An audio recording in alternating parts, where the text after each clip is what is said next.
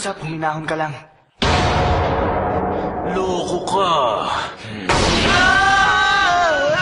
Mukhang nag-aaway-aaway sila. Ang lakas ng loko. Anong problema?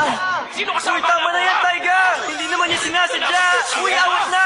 Hindi ko alam. Munti ko na makalimutan. Referee nga pala ako. Ha? Kailan pa siya pumasok sa game? Siya nga pala. Pwede mo bang ipasa sa akin ang bola? Ha?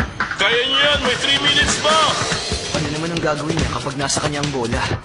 Basta wag lang siyang maagawan.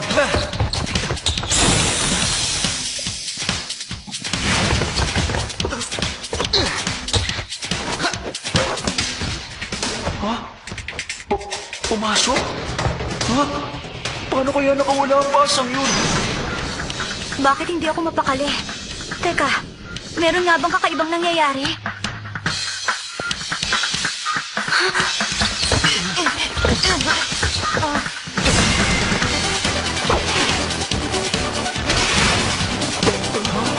Dali na! I-shoot mo!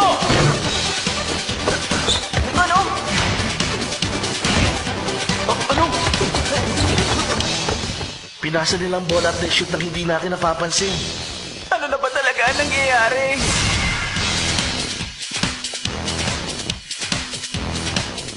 Sinasadya niya bang hindi mapansin para makapagpasa ng bola? Isa pa, hindi man lang tumatagal ang paghawak niya sa bola. Hindi kaya habang tumatagal, lalong hindi siya napapansin ng iba pang players?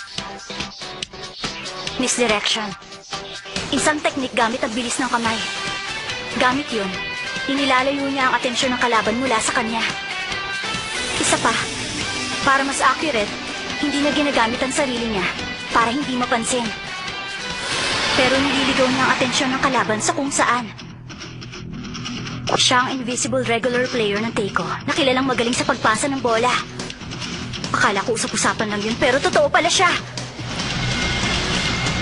Siya nga ang 6th Phantom member ng Generation of Weirdos.